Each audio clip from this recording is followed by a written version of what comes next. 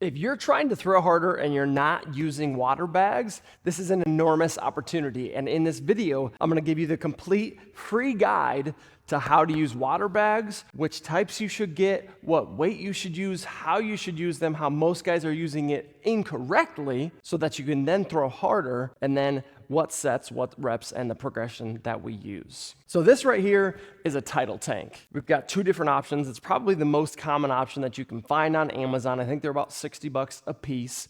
And the number one thing guys do wrong right off the bat is how much weight they put into it. So once you get either of these, there's not a huge difference between the two. I tend to like the ball for a lot of the drills we do, but then some of the drills we like to use the tube. Again, it's not a huge issue if you can't do both. So if you had to pick, just pick one. I probably would go with this one. It's the most standard across the board, and then you get used to it. And the amount of weight that's in here, if you look at these, it has a measurement of how much weight. So this one's got 10 pounds, and we have only got about 5 pounds in here. For most guys, if you're younger, it's gonna be more toward like 3. If you're older, maybe honestly only toward 10 to use these correctly. Can you do it for a lot of different things? Sure, but I'm gonna give you guys the step-by-step process on how to use this for speed, because the name of the game is speed. You wanna throw harder, you gotta move faster. And how do we do that? Not by loading this thing with 20, 30, 40 pounds. Could that be a workout? Sure, but that's for a different video and a whole different purpose, because you're here for velocity.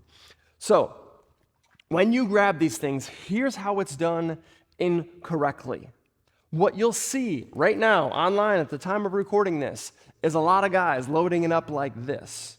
Or even worse case, they're loading it up like this or like this. The reason that that can be improved and a lot better from grabbing out here is because the further you have the bag away from you, the more it's gonna pull you out of what we call your anchor. So just super quick, our anchor is root the toes, screw the knee, tighten the stomach, set your posture, find a focal point that's really small, and then have 10 out of 10 conviction that you're gonna execute whatever drill, whatever movement you're doing. So when you take this thing and you move it way outside, it just pulls you outside of that anchor. It also reinforces the bad movement pattern that we like to call limb-dominant movement or limb-dominant pitching mechanics. And that means you're moving with your arms, with your hands, with your shoulder, with your elbow, with your legs, as opposed to where all of those things connect to, which is your spine. Guys want to try and move their shoulders or move their arms, but guess what? They connect to the spine, and if you move the spine, you don't have to use these as much. And what happens is, visually to a coach and a scout, is you're gonna see in their eyes what looks to be like a more smooth, repeatable, effortless, consistent, athletic, whippy, all those words you wanna see and you want coaches to describe on how you look. It's gonna look more like that when you move from here. So when you grab this thing and you move out here, it looks like you're tensing up. And when you look like you throw and move with a lot of tension, it looks like you can't sustain that for a long time period, meaning you're not going to be able to last 7 or 9 innings, or even last 3 innings if you're a reliever. And you want to look to the eye and feel personally and just physically that you can go all game. Then you're more projectable, then you're more scoutable, then you get more money across the board at whatever level you're at. So, not as much weight, and we like to hold these closer to our body. So, this is the worst version. This is better. Our favorite is gonna be to front load it, and then we'll talk about why. So my favorite position is right here. You can see my fists are on top, not right here. I'm gonna be more supported, so this is kind of set up in my bicep.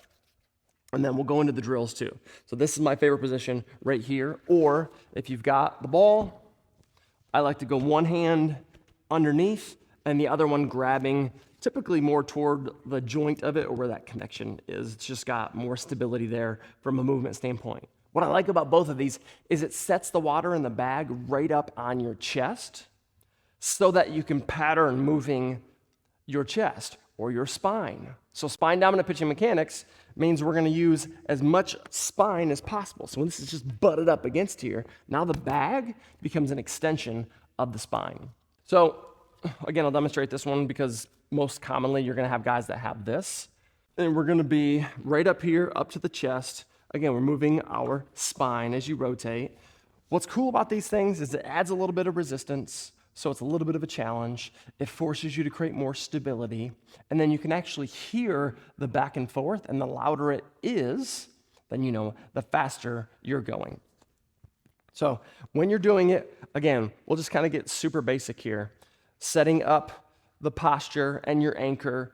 We are rooting our toes to create more stability through our feet. Screw the knees, so we're just turning them out. So you're externally rotating in both directions, like this, with your knees. Creates more torque and more stability. Tightening and engaging your core and your abs. Taking your chest up at, call that, I don't know, a 20-degree angle, or if you imagine in a stadium, because that's where you want to be, you're going to take it up to the 200, 300 levels. And then your eye level also needs to be at least level, if not above, because that's going to set us in the best posture. Now, when guys load this, again, you see this all the time online, when they load this back here, it actually sets you into a decent posture, but here's what it does that will not benefit you. Because it's going to pull you back, you have to counterbalance forward. When you counterbalance forward, the weight of your spine goes into your toes. When the weight is in your toes, if you've heard of being quad dominant, it's when you squat, you load up your quads, and when you pitch, you load up your quads, and your heel pops off. The strongest and most powerful that you will ever be is when you squat or deadlift, and you're in your whole flat foot. So the second that we go into our toes, we lose that stability, we lose that power. And then if we can't move powerfully down the mound, we can't use our legs as much. And the thing that has to make up for that is our arm and our upper body. We want to use our legs, and this is part of it. This is kind of your crash course on how to use your legs.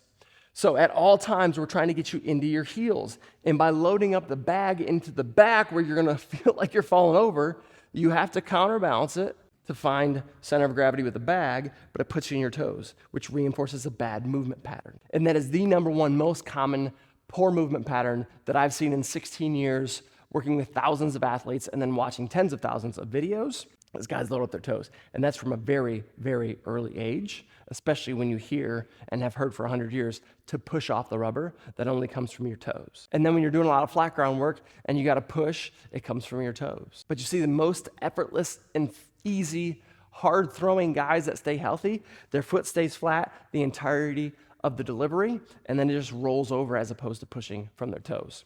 So we're gonna wanna front load it. So we'll grab here, we'll front load like this. We've got our toes spread out, our knees are externally rotated outward or just turned and screwed outward. Stomach's tight, posture's up to the 200 or 300 levels, as are the eyes.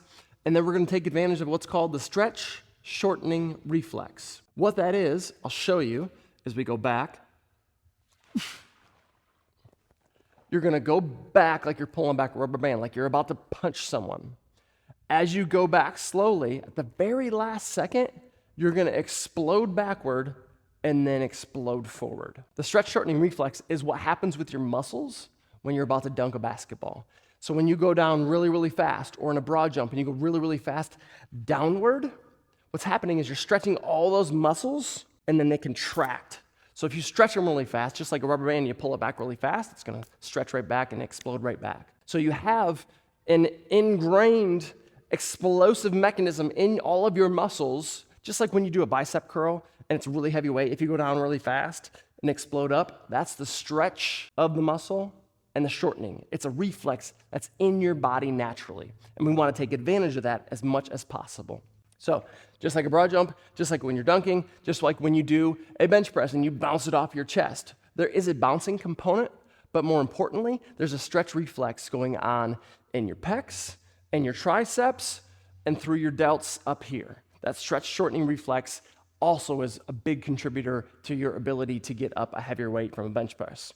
It's not that that's good or bad, that's just a different form of a bench press, different form of a squat, to go into it faster. So we want to replicate that by going into the water bag rotational exercise. This is going to be the first one of 3. We're going to slowly go into it. At the last second, we're going to explode into it and out of it. Some guys like to go fast from the get-go. Some guys like to slowly go into it.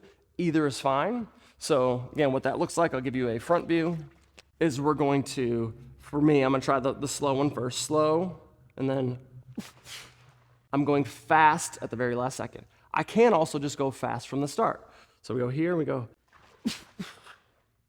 And so we've got this coiling, or this pulling back, or corkscrewing, and then we uncoil, and then recoil, if you've ever heard of that term. So we coil, uncoil, and recoil. So we screw, unscrew, and rescrew. However you want to think about it, that's what we're trying to do to train rotational speed. Again, this isn't loaded up very much, so you can move really, really fast. There is the water inconsistency component that challenges your stability, which creates an even stronger anchor, which is awesome. And the most common thing that we see guys do incorrectly is their feet come unglued, or they lose posture and they start looking down. And those are things that you can see just with using, like we've got a giant mirror back there. We have a lot of guys using mirror work, so I would definitely recommend using a mirror or looking in a mirror when you're doing this. So first progression, we're just set straight up. Here's a side view. We're gonna go back like that. You can hear me breathing. I'm trying to stay stable. I'm trying to maintain all of that. What we usually have guys do to start is they go to the left. So they start back right and go left like they're a right-hander. First, we do 5, and then we do 5 in the other direction. That way you can even out both sides. And we're just patterning the rotational piece because so often you're taught to get out in front and do all these things and push and be linear with all your momentum, but we ignore the rotational aspect in the machine and weapon that is your spine. And your spine rotationally can be unbelievably and electrically explosive if we use it rotationally, but no one's patterning that. You look at squat, you look at deadlift, you look at bench press, it's all these straight line motions. And we're not training rotation, not from a power standpoint, not from a strength standpoint, and not from a speed standpoint. So this is a really, really low cost, and although high effort, kind of a low effort. You don't have to go to the gym to go do this and load up weight. You just get your bag at home or wherever you are, and you could load this thing up a ton with all of these exercises. Next one is gonna be hops. So progressively, as we do these, again, we've got 5 and 5, right and left. Now we're gonna challenge the movement. What I mean by that is once you've got this down, the next step is, can we do it a little bit more athletically? So we're gonna have 3 hops. You're just gonna hop 3 times, and on the third hop, you're going to counter rotate, and then as you land, you go right into the movement. So we're getting progressively closer and closer to what looks like a pitch. It's not a pitch yet. What I also love about water bags is you only have so many bullets in your arm that you can do to work out, that you can throw. You only have so many throws you can make in a given day. So this gives you a really good opportunity to pattern a lot of the principles and movements that we're talking about here, or with whatever you're working on. So the first one was stationary. The second one, and we got 5 and 5. We can just do 1 set of each. These are great for warm-up, and you can do these every single day because it doesn't give you much wear and tear on your body, and it gives you no wear and tear on your arm. So the next one, we're gonna do 3 hops. When I hop up for the third jump, I'm gonna start counter-rotating, and then I'm gonna land flat-footed, and it's gonna look the exact same. I've just made it more dynamic, it's a bit more athletic, and it's gonna be more challenging. So on this, it's so 1, 2, 3. And again, we're gonna go 5 to the left as a righty, and then we're gonna go 5 to the right as a lefty. So it's pretty straightforward on that one. The biggest thing you're gonna see here is guys wanna land in their toes and rotate from their toes, or rotate from their knees and really try to use their legs. The closer you can land and or start, the better you'll be at just patterning using the spine.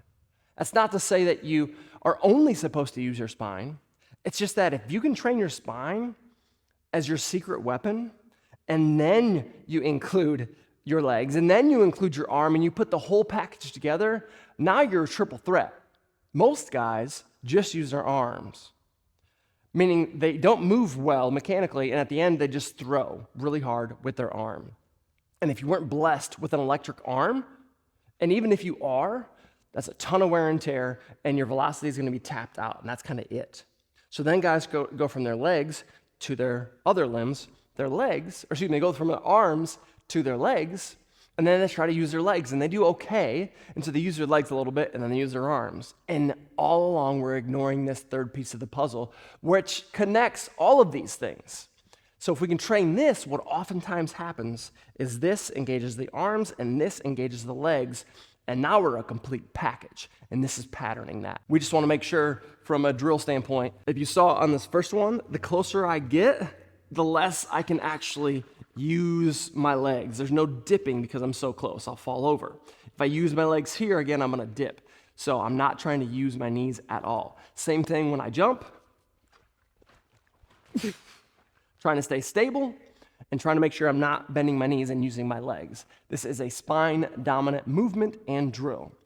And then the last progression is going to be to do shuffles. This is even more difficult, and we're going to shuffle. Give me 3 shuffles. On the third one, I'm going to counter-rotate, land, and then I'm doing the exact same thing. So, same setup. Be here. Make sure this is out of the way. I'm going to go 1, 2, 3, 5, and 5. That's going to be the rep scheme. And then also, I would recommend I just have limited space on the camera, that you clear more space. The faster you move, the more explosive you are, the more of a challenge it's going to be, and the faster you'll be able to move. The big thing to watch on this one is your trail leg. When you go to rotate, does it come out of the anchor, or does your heel come out? That's going to be the big one. And still checking, is your posture there throughout the whole movement?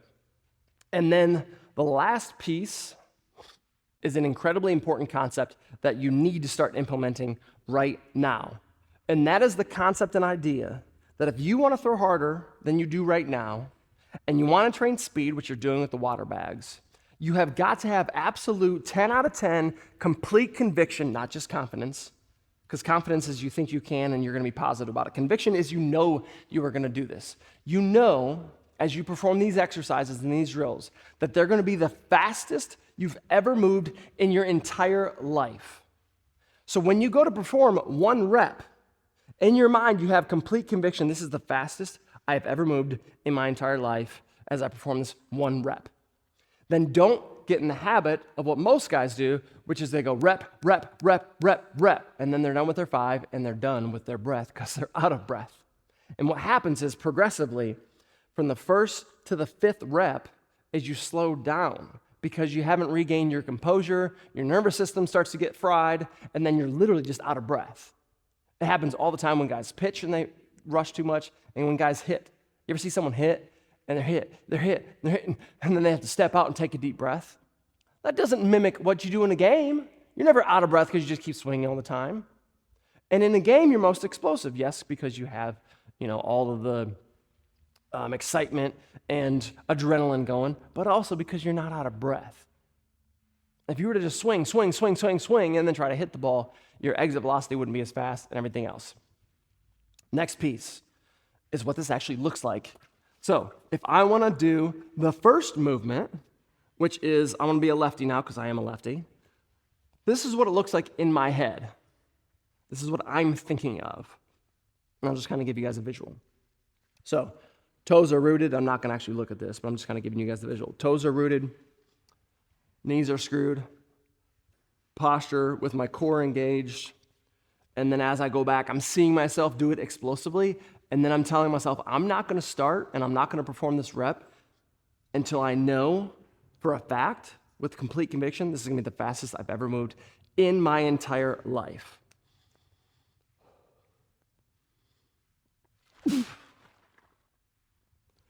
And then it's a complete reset. I don't move again until I have that same conviction. I don't care if it takes 1 breath or 10 breaths. Whatever you got to do to be physically and mentally prepared to perform the next rep faster than you ever have in your entire life, which assumes that the next rep is faster than the previous rep. And I see guys rush through this all the time. And so the difference between you getting to your ceiling, which let's say it's here, and you getting through the ceiling, is you moving as fast as you can, every single rep, and doing this a lot. At least 3 days a week if you're just kind of trying. But you can be doing this 7 days a week. Again, 5 and 5 is 10. 3 different drills is only 30 reps. And you can do this and train your nervous system and your body and your mind to move really fast every single day. And that will translate to when you throw, because you will be used to moving really, really fast, as opposed to what most guys do, which is only in game are they ever moving really fast.